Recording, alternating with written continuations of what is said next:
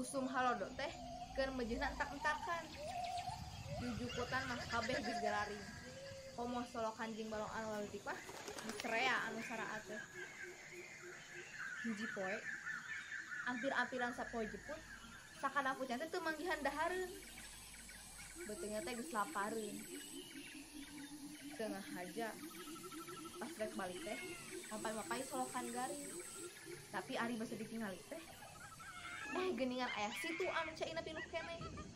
Di gigireun situ teh aya tangkal jambu anu keur mejehna leudeuk. Atuh buru-buru turun sakadang pucang teh ka handap. Tapi disidik-sidik geuningan juga aya sakadang monyet anu keur ngalaan jambu. Atuh kabeneran ari kitu mah aya nu mangalakeun dina pikiranna sakadang pucang. Sampurasun dulur, geuning nuju ngelaskeun ngadamelan jambu teh. Ceuk sakadang pucang. Sampurasun. Rek menta jambu kitu ieu teh. Tembal sakadang.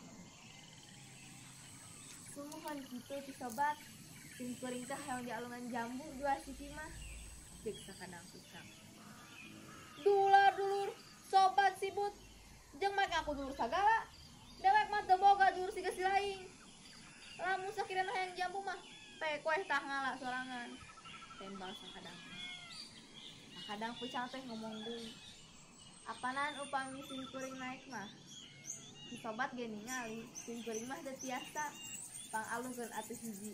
Anu bari begitu samios, ceuk sakadang pucang.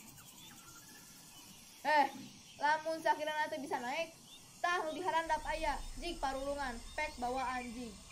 Ceuk sakadang. Sakadang pucang teh ngahulang.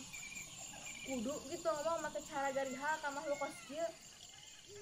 Sakadang pucang teh ambek. Dasar makhluk teu boga budi, teu boga otak. Lamun lu mere mah ngomong-ngomong atuh sing lemes. Ceuk sakadang pucang. Sakadang monyet teh reuwas. Eueuh nuan nyebut kitu ka manehna. Sakadang monyet teh kesel. Peluwer ngalungan jambu sakadang monyet teh ka sakadang pucang.